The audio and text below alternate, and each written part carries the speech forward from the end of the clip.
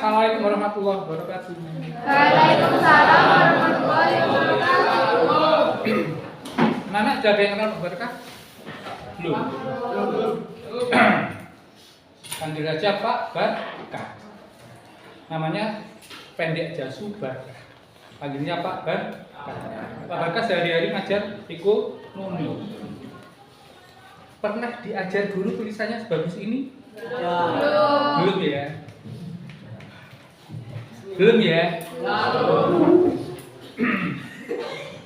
Guru ekonomi tapi tulisannya bagus. Mengakui atau tidak? Mengakui atau tidak? Baik anak-anak, di SMP pelajaran ekonomi itu terpadu ya, masuk di pelajaran IPS. Jadi ekonomi, geografi sama sejarah. Iya. Kalau di SMA itu lebih spesifik lagi, dipelajari sendiri. Walaupun nanti nilainya tetap sama di kelas 1, tetap digabung dengan geografi sama IPS. Jadi mungkin di SMP anak-anak sudah pernah mendapatkan ilmu ekonomi, bahwa yang dimaksud dengan ilmu ekonomi adalah ilmu yang mempelajari bagaimana upaya manusia memenuhi kebutuhan sehari-hari untuk mencapai suatu kemakmuran. Apa Pak indikator dari kemakmuran? Indikator dari kemakmuran adalah tercukupinya atau terpenuhinya semua kebutuhan, baik kebutuhan lahir ataupun kebutuhan batin, baik kebutuhan yang berhubungan dengan fisik ataupun kebutuhan yang berhubungan dengan jiwa. Kenapa ilmu ekonomi harus dipelajari Pak? Ilmu ekonomi ini menyangkut segala permasalahan dari dimensi di setiap aspek kehidupan. Kalau ekonominya baik, semuanya akan baik. Kalau ekonominya jelek, semuanya akan hancur. Jadi aku atau tidak. Sehingga kita perlu mempelajari ilmu ekonomi. Kenapa Pak? Karena inti masalah ekonomi adalah bagaimana upaya manusia memenuhi kebutuhan yang tidak terbatas. Kebutuhan manusia itu tidak terbatas. Manusia adalah makhluk yang paling rakus. Apakah kalian setuju? Setuju. Apa sing ora dipangan karo manusia? Iya. Manusia itu adalah kanibal, pemakan segala. Yo. Kebutuhan manusia tidak terbatas, sementara alat pemuasnya terbatas. Alat pemuas itu berupa apa? Berupa uang.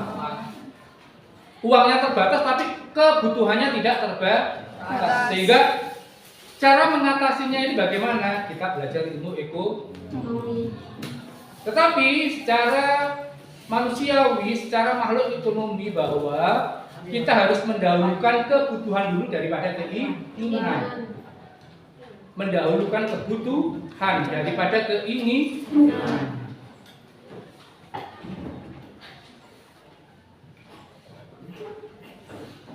Karena kebutuhan manusia tidak terbatas, sementara alat pemuasnya terbatas, sehingga manusia dituntut untuk bekerja.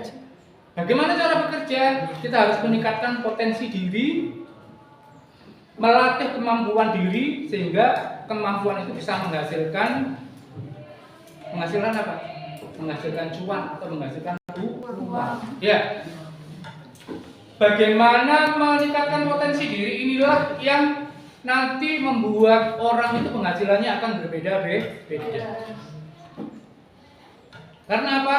Di dalam masyarakat itu nanti sebagai makhluk ekonomi, ketika anak-anak berlomba-lomba untuk bekerja, meningkatkan potensi, itu banyak saingan. Sekarang di bidang kuliner kita harus ada banyak saingan. Dalam bidang jasa juga banyak saingan. Sehingga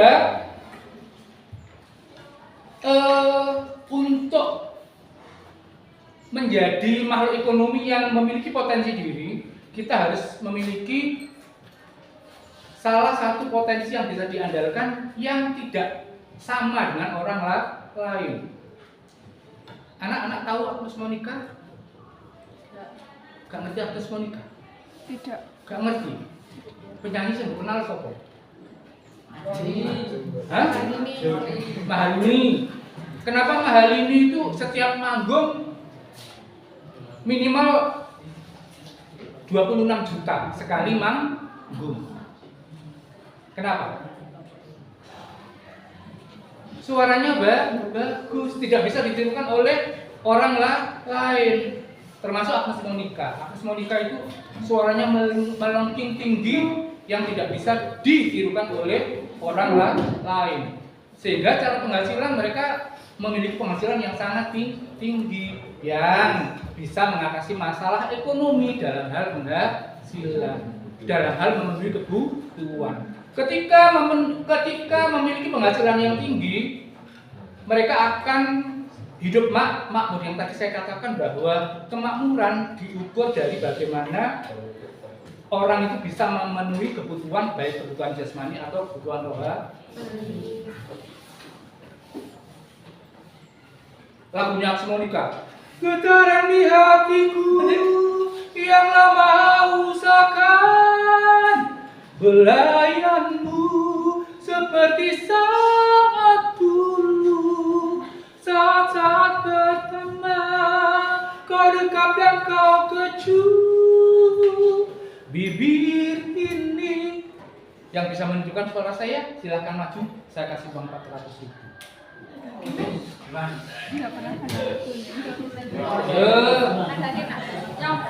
Atau yang bisa menuliskan tulisan saya, maju, tak wae petang 100.000.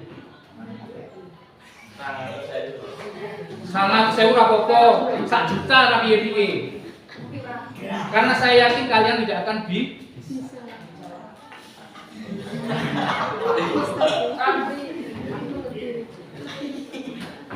ya toh? Macam-macam kebutuhan. Ada kebutuhan dilihat dari intensitasnya. Ada kebutuhan Primer. ada kebutuhan Sekunder. ada kebutuhan Tersier. Anak-anak, di dalam ilmu ekonomi itu ilmu ekonomi selalu berubah seiring dengan perkembangan zaman. Ilmu ekonomi bersifat tidak mutlak, bisa berubah seiring perkembangan zaman. Kalau anak-anak belajar sejarah, dulu orang memakai baju hanya dari apa? Dari kulit binatang atau dari tumbuh-tumbuhan. Sekarang seiring dengan berkembangnya mode, sudah ada industri tekstil sehingga kita bisa memakai pakaian yang sekarang. Termasuk kebutuhan primer. Kebutuhan primer dulu hanya sebatas pangan, sandang, papan, makan, berpakaian dan memiliki tempat tinggal. Itu kebutuhan primer. Tapi sekarang saya tanya, paket data termasuk kebutuhan apa? Primer ya. Kalau dulu kan kebutuhan akan barang mewah. Pulsa dulu termasuk kebutuhan barang mewah, tapi sekarang sudah bergeser menjadi kebutuhan primer. Kenapa Pak? Ketika paketan data kalian habis, kalian akan gelisah. Apa mana saya sendiri Pak? Pajak. Mending tidak beli bakso daripada tidak punya paketan. Ya.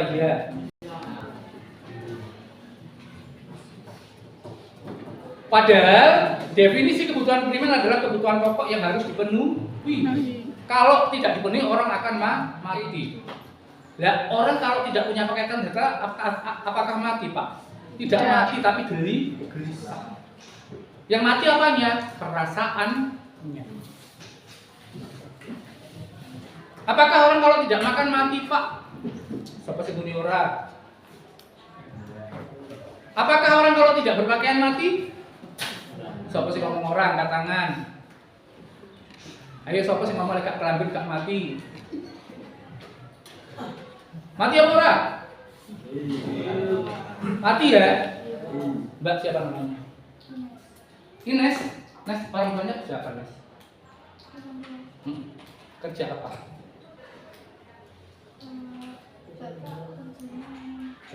Hah? Kuli bangunan. Kalau bekerja menjadi kuli bangunan berpakaian atau tidak? Kalau tidak berpakaian berani kerja? Kalau tidak kerja akan mati. Ayo siapa sih ngomong gak kelambin gak mati? Apakah orang kalau tidak punya tempat tinggal mati? Ya. Ayo siapa sih ngomong gak? Kayak panas-panas gini ya jal gak usah mlebu omah 40 dino ae. Engko rupamu sing ayu sing ganteng iso kejet-kejet terus bom.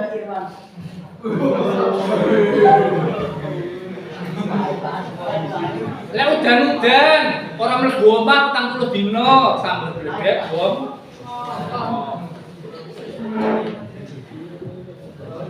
Berdasarkan bentuk dan sifat ada kebutuhan jasmani, kebutuhan yang berhubungan dengan fisik. Kebutuhan rohani, kebutuhan yang berhubungan dengan jiwa. Kebutuhan berdasarkan subjek yang membutuhkan ada kebutuhan individu. Kebutuhan individu itu kebutuhan yang antara orang satu dengan orang lain berbeda. Orang mungkin wong lanang gawe jilbab, lek ora karena karena jilbab adalah kebutuhan individu milik perempuan.